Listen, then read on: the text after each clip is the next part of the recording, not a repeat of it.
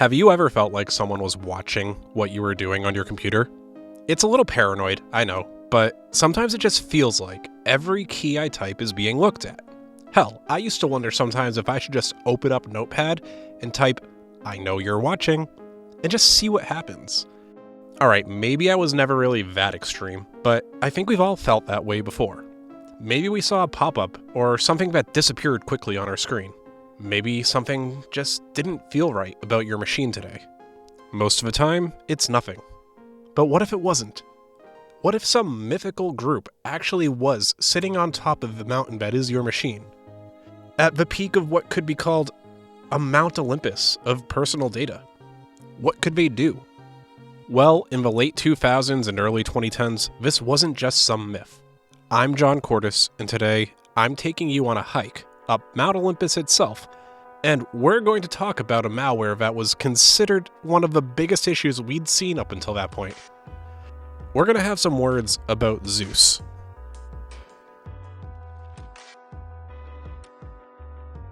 I want to start with a little story I found courtesy of a news report on the situation.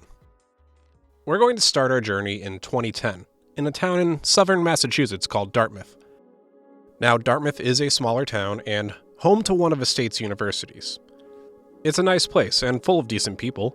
One of these people is a woman named Joan Hallwood, who worked for the town's fire department. She wasn't a full-time employee, she just worked from home part-time doing payroll and expense balancing. Honestly, the first surprising thing to me about this whole story is the fact that she was working from home in 2010. But that's besides the point, because Joan was good at what she did. Until one morning, she signed on and noticed that her home computer that she was working on was, in her words, acting up. She had been experiencing latency issues, slow connections, and it had even crashed a few times. When she realized that she wasn't going to be able to get to the point where she could log into the fire department's account on the bank website, she just decided to go straight to the source and call them. In her initial discussions with the bank, they were only able to indicate to her that there didn't seem to be anything wrong with her account, as they'd seen the wire transfers that she'd recently made. There was only one problem here. She didn't make any wire transfers. By the time she actually could log in, she was able to identify that 6 transactions in total had taken a toll of about $400,000 out of the fire department's account, putting it almost down to no money remaining. For reference, according to her, that was about half of the annual budget for the fire department. And at this point, she still didn't know what happened, who did it, or why. I can't imagine how that must have felt for her. I think I'd have had a panic attack in that situation, but as it turned out, she wasn't alone. This wasn't just happening to her. Across the world, other institutions were being hit by the same problem, and this wasn't the first, nor would it have been the last. In fact, by this point, it had been estimated that over 3.6 million machines in the United States had been infected with whatever was ruining Joan's day. Some of the other places that had been hit, besides the Dartmouth Fire Department, well, it didn't seem like there was much rhyme or reason to who was targeted. Individual people were hit. A bakery in Chicago, a Catholic diocese in Des Moines, Iowa, they lost $700,000. And a contractor for the Michigan Defense Agency, they lost $5.2 million. Those are just some of the people that were targeted by this. All in all, by this point, it was estimated that around $70 million had been stolen by malicious actors in the case. And according to FBI Executive Assistant Director Sean Henry, it was all by the same group.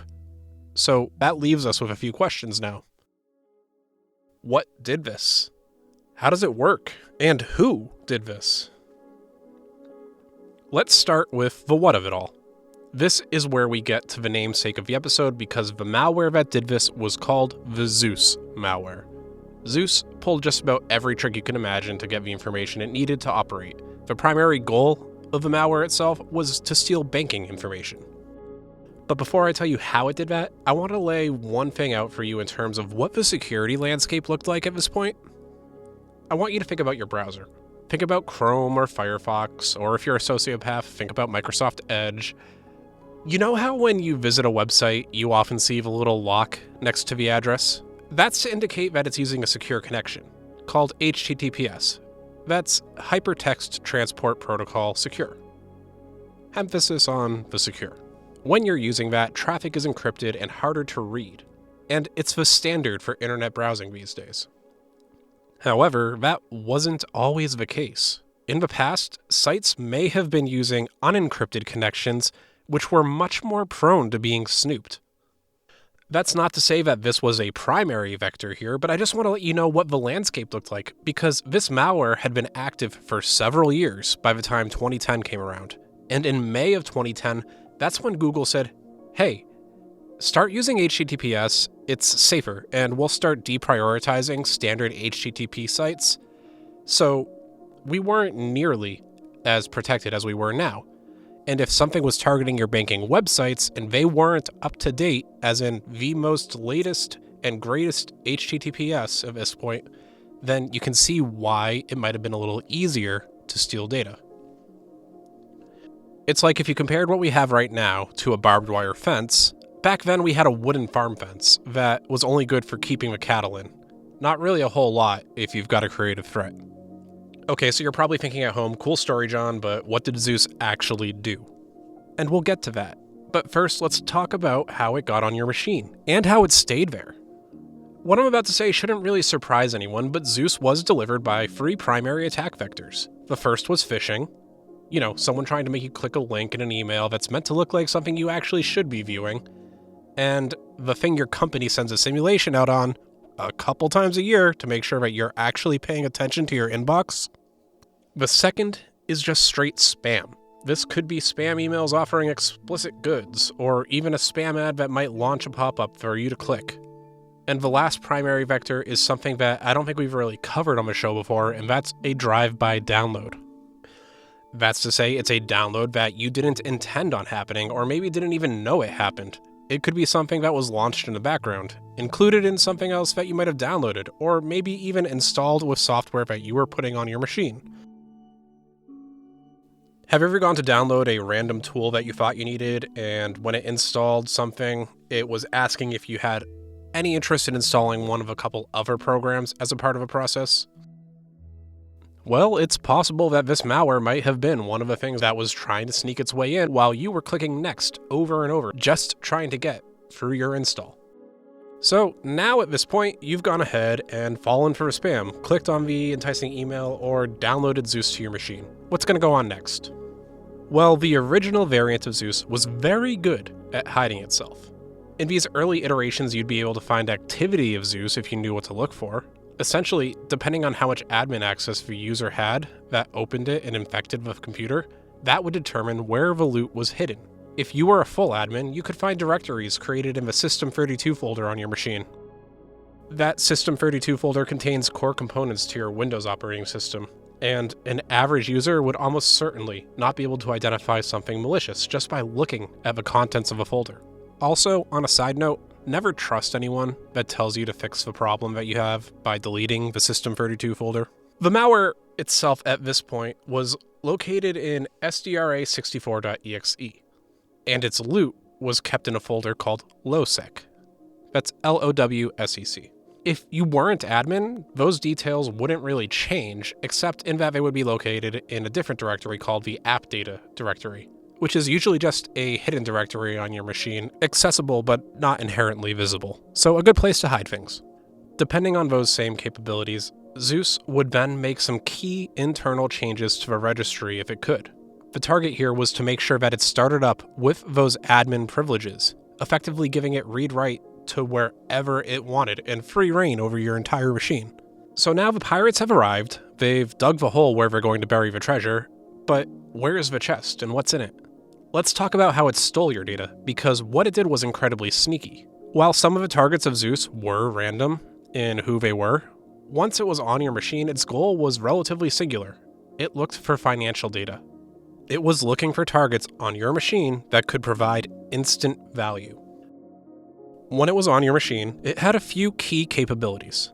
Those capabilities included its starting process, which would steal credential information from your machine by taking it from your web browser or the internal protected storage that was housed in Windows. From then on out, it would wait until it detected that you were going to a financial website and try to work its magic then. If it detected that you were going to go to a bank site, it might launch one or all of these other capabilities. For example, it might engage a keylogger, making note of everything that you typed, which might inherently include your email, your username, your password, maybe even your bank account numbers. It could take a screenshot whenever it decided that it liked the page that you were on and wanted to see what was happening. And one of the crazier things that it could do, it could alter the page that you were viewing slightly. So, for example, if you were presented with a login for a username and password, what Zeus might present you with now is something new, a page asking you to confirm your password and answer security questions. It's the same page, but with 2 or 3 more fields that the attacker can use to gather even more information on you and maintain control of your account.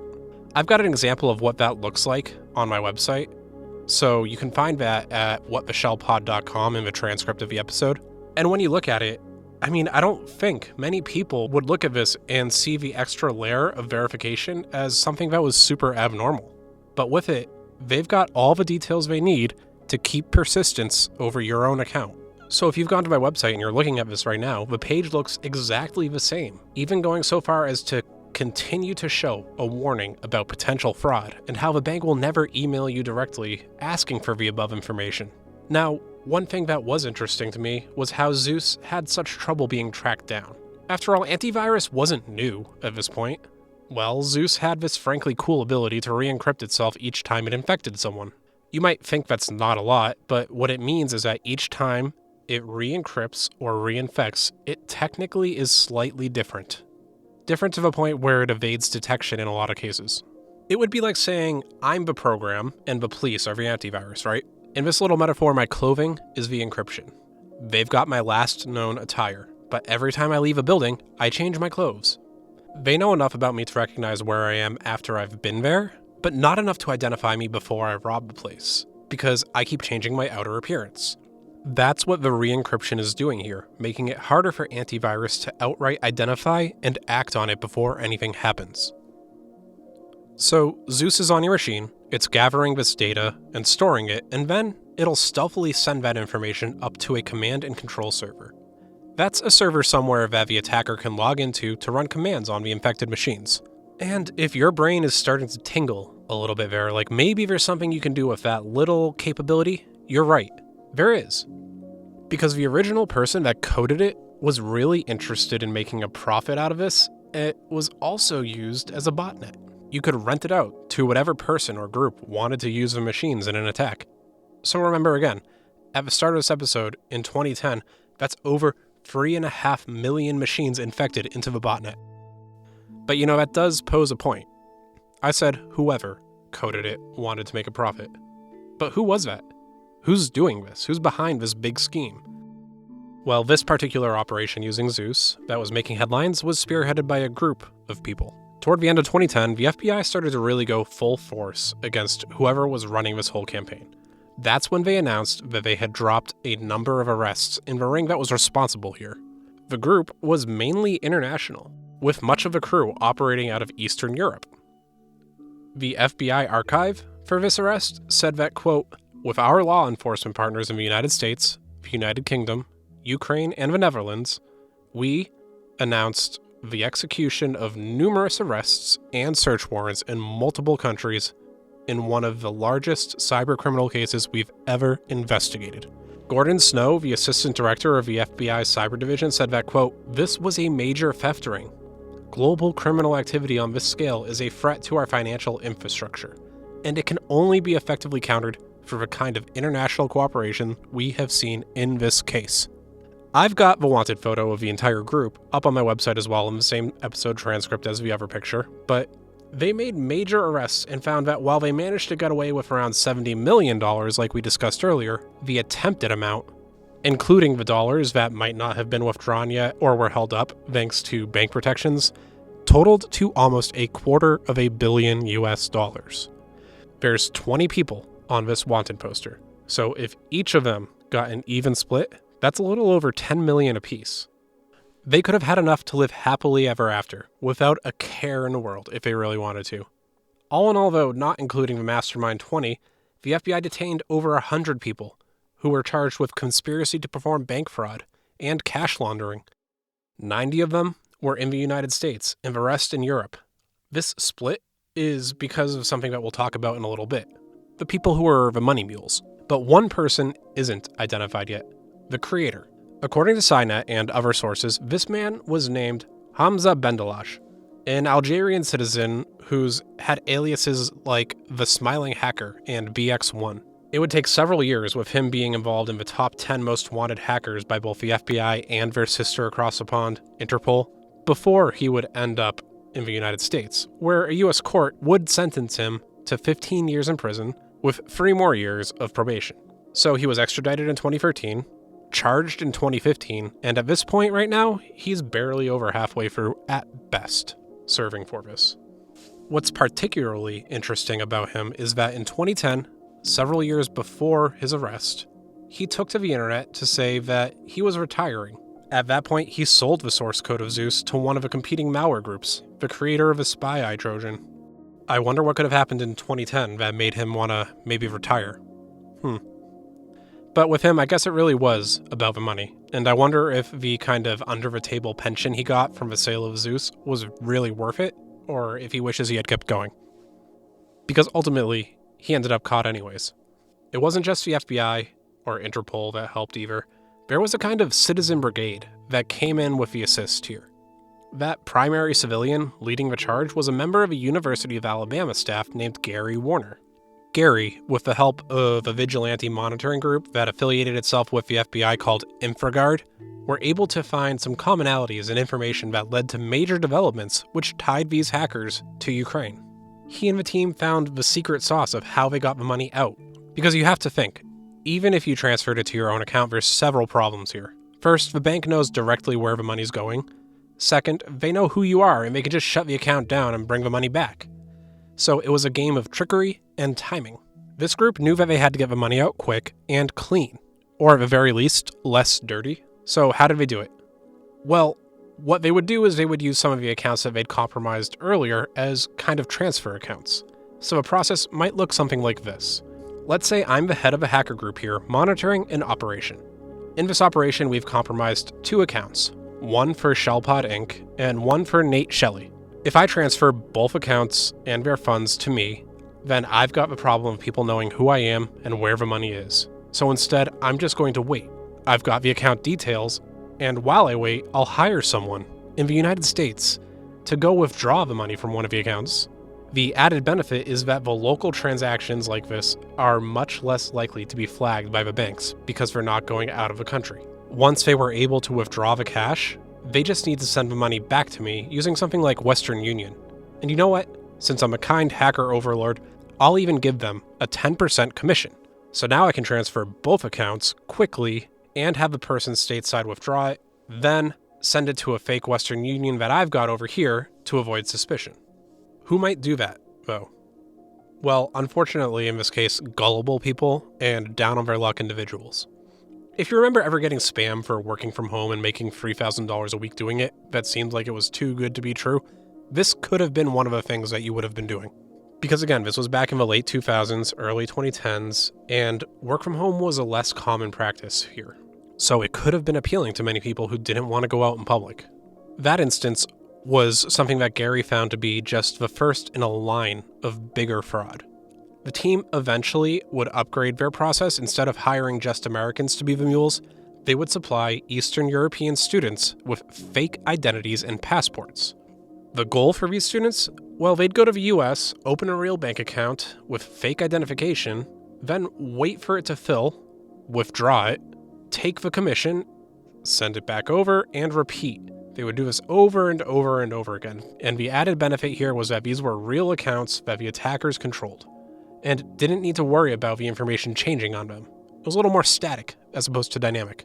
The students would land a pretty penny out of this, and while some weren't made aware right away that this was illegal, they had to suspect something, right? When sometimes it could go up to $250,000 that was being transferred, and you got a $25,000 payout, I have to imagine that some little bell is ringing in the back of your brain. They found the cash mules partly by taking the bank information they could get, and Gary would say to his students, find these suspected mules as a class project. Because he's a professor here, of cybersecurity, and he involved his students quite a bit.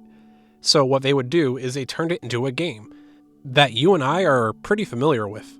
OSINT. That's open source intelligence. The students were able to track down a lot of these suspected mules just through social media. One of them, well, I've got her picture on my website too, in the transcript, but you can see her actively flaunting the cash withdrawal on her Facebook. She's got a hand of fanned out $100 bills, and I do wonder if this is her cut or a full transfer, but either way, she seems like she's had some idea of what's happening, and it's a pretty funny picture overall. Once this information all caught on, that would lead to the point where the arrests were made in 2010, and the 90 or so stateside individuals that were helping with the operation were detained or arrested. That's not really the end of Zeus though, but it is where I'm drawing the line on this episode. You see, something else happened besides the arrests that some of you might have been curious about here, and that's the sale of the Zeus malware. Everyone involved in this iteration is effectively taken care of, but they sold it. And with Zeus being sold, doesn't that mean that it could still be out there? And boy howdy, you're right, because there are hundreds of thousands of variants of Zeus out there now. It started spreading like wildfire, even going so far as to make descendants of the Zeus malware that were as notorious, if not more so, than its originator. Malware like Zbot and Game Over Zeus spawned from this, and I'm eventually going to get into a part 2 on this, where we talk about the generational differences and nuances of the variants, but I wanted to make sure that you all knew that this story isn't over. It's just constantly evolving. So that's it for this week. I'm John Cordes, and thanks for listening to me explain what the hell happened with the mythically insane Zeus malware. If you want to hang out, you can join me and some of our fans in the show's Discord. The link to that and my socials are in the description of the episode. And lastly, there is something else that I wanted to talk to everyone about. You may have noticed that, hey, there's no ads in this show. That's pretty neat. That doesn't mean that the show doesn't cost money to make. So to help offset the cost, I did launch a Patreon. It's as simple as going to patreon.com/whattheshell, and there's a couple different plans, including a varying level of bonuses. Do you want to just support the show? Maybe you want some Discord flair in the server, or hell, maybe you even want to commission a mini episode. It's all there, but I'll let you decide if it's worth it. I get it. And speaking of signing up, there's one last thing that I'm going to do before I sign off, and that's thank all the existing patrons for helping me to keep the show running. So thank you, and I apologize on the pronunciation again. So, Ben Sweetenham, John, Christian Odegaard, Fjord, Chris Finnick, Ben Markarell, Pseudo, Tyus Ashworth, RKA, FLDX, VUB, which I swear is how it's typed out, and last but not least, the user that's continuing to test out the limit of the characters in his username. Quote, I use Pot of Greed to draw free additional cards from my deck. Thank you for supporting the show. It truly means the world to me. I'll see you all in a bit for another episode of What the Shell.